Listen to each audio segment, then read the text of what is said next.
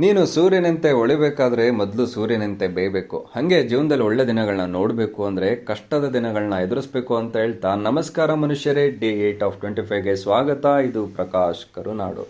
ಪಾಪ ಡೈಲಿ ಫ್ರೀಯಾಗಿ ಬೆಳಕು ಕೊಡ್ತಾ ಇರೋ ಸೂರ್ಯನಿಗೆ ಒಂದು ಕಾಂಪ್ಲಿಮೆಂಟ್ ಕೊಡ್ತಾ ಇವತ್ತಿನ ದಿನನ ಶುರು ಮಾಡಿದೆ. ಹೋಗಿ ಅದೇ ತೂಕದ ತಕಡಿ ಮೇಲೆ ನಿಂತೆ, ಆಮೇಲೆ 15 ನಿಮಿಷ ಕಣ್ಮುಚ್ಚಿ ಕುಂತೆ. ಇವತ್ತು ನಮ್ಮ ಮನುಷ್ಯರಿಗೆ ಹೊಸದಾಗಿ ಏನು ತೋರಿಸೋದು ಅನ್ನೋದೇ ನನ್ನ ಚಿಂತೆ. ನನಗಿದ್ದ ಸಮಯ ಕೇವಲ 2 ಗಂಟೆ. ಅದನ್ನೇ ಯೋಚನೆ ಮಾಡ್ತಾ ನನ್ನ ಪುಷ್ಪಕ ವಿಮಾನ ಹತ್ತಿ ಉಂಟೆ. ನನ್ನ ದಾರಿ ಎಲ್ಲಿಗೆ ಅಂತ ಯಾರಾದರೂ ಬಲ್ಲವರು ಉಂಟೆ? ಬರೀ ಕಂಪ್ಯೂಟರ್ ಮುಂದೆ ಕೂತು ಹೊರಗಡೆ ಪ್ರಪಂಚನೇ ಮರ್ತಿರೋ ಕಣ್ಣಿಗೆ ಬಹಳ ದಿನ ಆದಮೇಲೆ ನಮ್ಮ ಪರಿಸರ ಪರಿಚಯ ಮಾಡೋ ಆಸೆ ಆಯಿತು. ಇವತ್ತಿನ ಆಸೆ ಅದೆಲ್ಲಿಗೆ ಮುಟ್ಟುತ್ತೋ ಅನ್ನೋ ಕುತೂಹಲ ನಿಮಗೂ ಇರಬೇಕಲ್ವಾ? ಬೈಕೆರೆ ತುಂಬ ಹತ್ರದಲ್ಲೇ ಇದ್ದ ನಮ್ಮ ರಂಗನಾಥ ಸ್ವಾಮಿ ಬೆಟ್ಟಕ್ಕೆ ಹೊರಟೆ.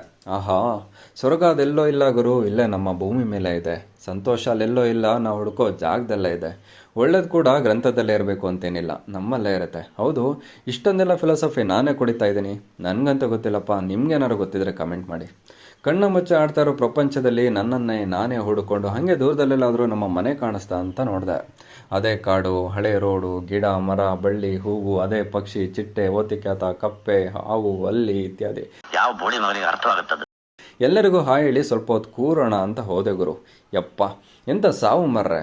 ಚಿರತೆ ಇದೆ, ಎಚ್ಚರಿಕೆ ಅಂತ ಪೆಸಲ್ ವಾರ್ನಿಂಗು. ನಾನು ಆ ಕಡೆ ಈ ಕಡೆ ನೋಡಿದೆ, ಒಂದು ನಾಯಿ ಕೂಡ ಇಲ್ಲ. ಆಮೇಲೆ ಅನ್ಕೊಂಡೆ, ಸಿಂಗಲ್ ಸಿಂಹನ ಏನಂದೆ, ಇನ್ನೊಂದ್ಸಲ ಹೇಳು. ಇರ್ಬೇಕಾದ್ರೆ ಈ ಚಿರತೆಗಿರತೆ ಎಲ್ಲ ನಮ್ಗೆ ಯಾವ ಲೆಕ್ಕ ಗುರು ಅಂತ ಹೇಳ್ಕೊಂಡು ಮುಂದೆ ಹೊರಟೆ. ಮತ್ತೆ ರೂಮ್ಗೆ ವಾಪಸ್ ಬಂದು ಫ್ರೆಶ್ ಅಪ್ ಆಗಿ ಒಂದು ಗ್ರೀನ್ ಟೀ ಜೊತೆ ಪೇಪರ್ ಓದ್ದೆ. ಗಂಟೆ ಹೊತ್ತಾಯಿತು, ಬಾರಪ್ಪರದ ಕೆಲಸಕ್ಕೆ ಟೈಮ್ ಆಯಿತು ಅಂತ ತಲೆಯಲ್ಲಿ ಒಂದು ಅಲಾರಾಮ್ ಹೊಡಿತಾ ಇತ್ತು. ಹೋಗಿ ತಟ್ಟೆಗೆ ಅನ್ನ ಹಾಕ್ಕೊಂಡೆ, ಅನ್ನ ಜೊತೆ ಸಾರು ಹಾಕ್ಕೊಂಡೆ, ಅದನ್ನು ಲೈಟಾಗಿ ತಿಂದೆ.